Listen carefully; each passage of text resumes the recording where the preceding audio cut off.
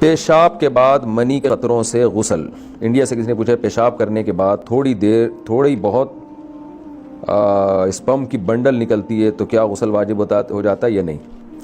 دیکھیں اگر کسی پہ غسل فرض ہوا جسم سے منی نکلی، منی نکلتے ہی فوراً غسل کر لیا اس نے اور پھر کچھ قطرے نکل آئے تو دوبارہ غسل فرض ہوگا. لیکن اگر کسی نے زوجہ کے قریب گیا ہے یا اس کو نائٹ فال ہوا ہے اور ڈسچارج ہونے کے بعد اس نے پیشاب کر لیا، پھر پیشاب کے بعد اگر قطرے نکلتے ہیں تو اس سے کوئی فرق نہیں پڑتا، اس سے دوبارہ غسل فرض نہیں ہوتا.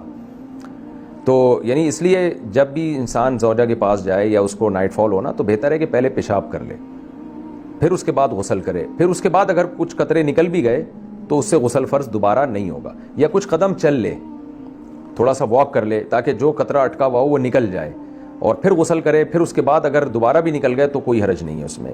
یا کچھ ٹائم گزر جائے اس کا تو، لیکن فوراً ایک دم جیسے ہی ڈسچارج ہوا اور فوراً جا کے غسل کیا اور غسل کرنے کے بعد دیکھا دوبارہ قطرے نکل رہے ہیں تو پھر دوبارہ غسل فرض ہوگا. تو اس لیے تھوڑا سا ٹائم گزار لینا چاہیے یا پیشاب کر لینا چاہیے.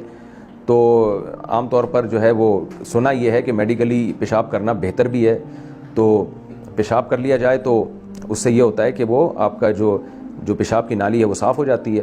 تو پھر آپ نے غسل کیا، پھر اگر قطرہ نکل بھی آیا تو اس سے کوئی فرق نہیں پڑتا، دوبارہ غسل فرض نہیں ہوتا.